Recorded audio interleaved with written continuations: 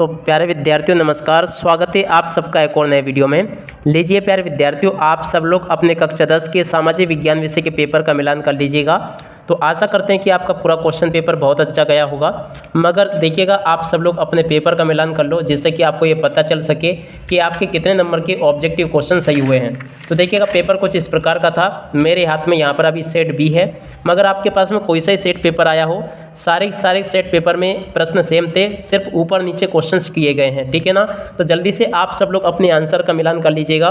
तो देखिएगा, इस प्रकार से आप सब लोग इसको मिलान कर लें। थोड़ा सा मैं कैमरा और पास में कर लेता हूं, ताकि आप सब लोगों को ये अच्छे से समझ में आ सके।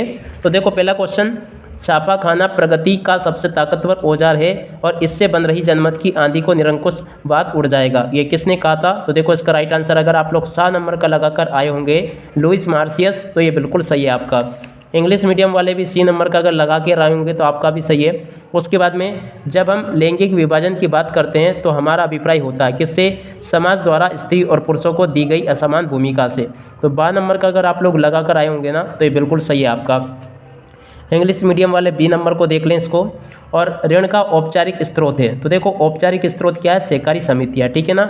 औपचारिक और अनौपचारिक स्रोत क्या होते हैं? औपचारिक का मतलब जिसमें एक लीगल प्रोसेस होती है, उसके माध्यम से ऋण मिलता है, तो वे सहकारी समिति है, ठीक है ना। और हम किसी से भी वैसे मांग लेते हैं, जैसे मित्र से, रिश्तेदार से, किसी से भी, तो ये अनौपचारिक स्रोत हो जाते हैं, ठीक है ना। तो अगर आप लोग सी नंबर का लगा कर आए होंगे ना, तो ये बिल्कुल आपका सही है। अब इसके बाद में और पेपर का मिलान मैं आपको करवा देता हूँ। तो देखो, गन्ना उत्पादन में भारत का विश्व में स्थान है, कौन सा स्थान है? दूसरा स्थान। अगर आप लोग ये लगा कर आए होंगे ना, तो ये बिल्कुल आपका सही है। अब चलो मैं आपको और बता देता हूँ इनके उत्तर। तो देखो, अगर आप लोग इंग्लिश मीडियम वाले इसको कर आए होंगे तो ये भी आपका सही है। ग्रिम बंधुओं का जन्म हुआ, तो देखो जर्मनी में हुआ था। उसके बाद में अगला देखिए, हिंदुस्तान सोशलिस्ट रिपब्लिकन आर्मी की स्थापना की गई 1928 में।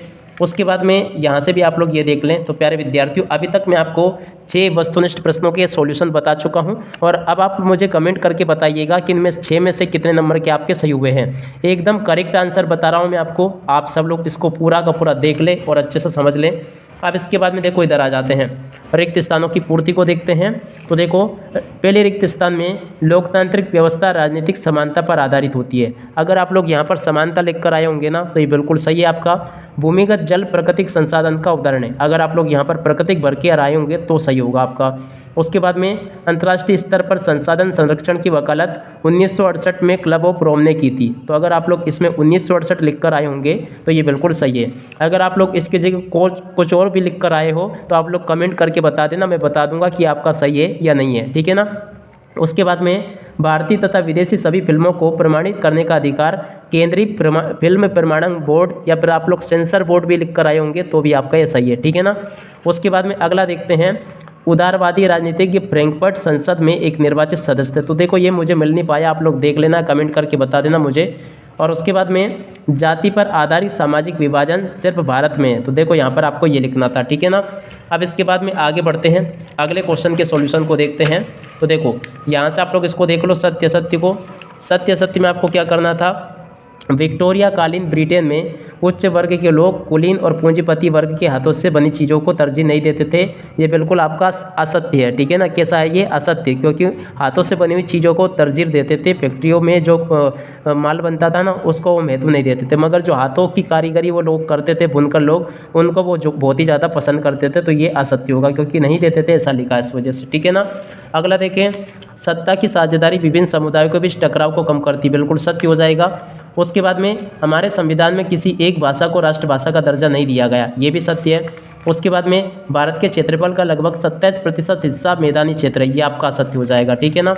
उसके बाद में अगला, बांध बहते जल को रोकने, दिशा देने या भाव कम करने के लिए खड़ी की गई बाधा है, ये भी सत्य है। स्मिथफील्ड के लंदन का सबसे पुराना कपड़ा बाजार था, तो ये भी आपका क्या हो जाएगा? असत्य, ठीक है ना। इसको भी आप लोग असत्य कर लो, क्योंकि कपड़ा बाजार नहीं था, ये पशु बाजार था, ठीक है ना। आप लोग याद रखिएगा इसको। अब इसके बाद में इधर आ जाते हैं, जोड़ी का मिलान आप लोग कर लो अच्छे से। लेबर पार्टी, तो ये कहाँ पर है? ब्रिटेन में है। रिपब्लिकन पार्टी, ये संयुक्त राज्य अमेरिका में है। प्राथमिक क्षेत्र में आ जाएगा आपका कृषि, खनन, डेयरी और मत्स्य पालन। तृतीयक क्षेत्र में आ जाएगा परिवहन, भंडारण, संचार और बैंकिंग। संयुक्त वन प्रबंधन ओडिशा में है। उसके बाद में इलेक्ट्रॉनिक राजधानी बेंगलुरु को कहा जाता है। तो अगर आप लोग इस प्रकार से भरकर आए होंगे ना, तो पूरा का पूरा आपका ये सही है, ठीक है ना। अब इसके बाद में आगे का भी आप लोग मिलान कर लो अच्छे से। तो देखो इधर आप लोग इन क्वेश्चंस को देख लो, यहाँ से आप लोग इनको देख लो। देखो क्या लिखा है, बेल्जियम में सामुदायिक सरकार का चुनाव कौन करता है? तो देखो इसका राइट आंसर था विशेष भाषा भाषी समुदाय के लोग करते हैं। उसके बाद में अगला, मानव विकास सूचकांक कौन सी संस्था जारी करती है? यूएनडीपी। उसके बाद में विश्व व्यापार संगठन का ध्येय क्या है? तो देखो अंतर्राष्ट्रीय व्यापार को प्रोत्साहित करना तथा अनुकूल वातावरण निर्मित करना इसका ध्येय है, ठीक है ना। अगला देख लो यहाँ से, उपभोक्ता उद्योग क्या है? तो देखो ऐसे उद्योग जो उपभोक्ता के सीधे उपयोग की चीज़ें बनाए, जैसे कि चीनी, दंतमंजन, साबुन वगैरह आदि चीज़ें जो बनाता है उसको उपभोक्ता उद्योग कहते हैं। तो इसका राइट आंसर होगा।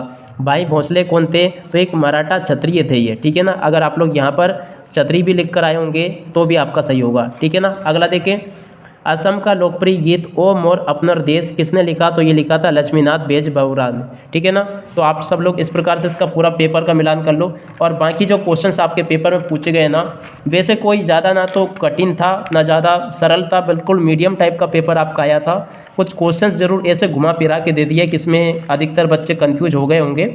फिर भी आशा करता हूँ कि आप सब लोगों का पेपर अच्छा गया होगा। चलिएगा मैं अब आपको अच्छे से बता देता हूँ। वैसे अब क्या बताऊँ, वैसे तो आपने पूरा पेपर अच्छे से कर ही लिया होगा उसको, फिर भी एक बार मैं आपको बता देता हूँ। कुछ इस प्रकार का पूरा क्वेश्चन पेपर था आपका ये। अब जितने ऑब्जेक्टिव हो सकते थे सभी के आंसर्स मैंने यहाँ से आपको बता दिए हैं। अब आप लोग कमेंट करके मुझे बताइएगा कि आपका पेपर किस प्रकार का गया। अब इसी के साथ में इस वीडियो को यहीं पर पूरा करते हैं। नमस्कार, जय हिंद, जय भारत।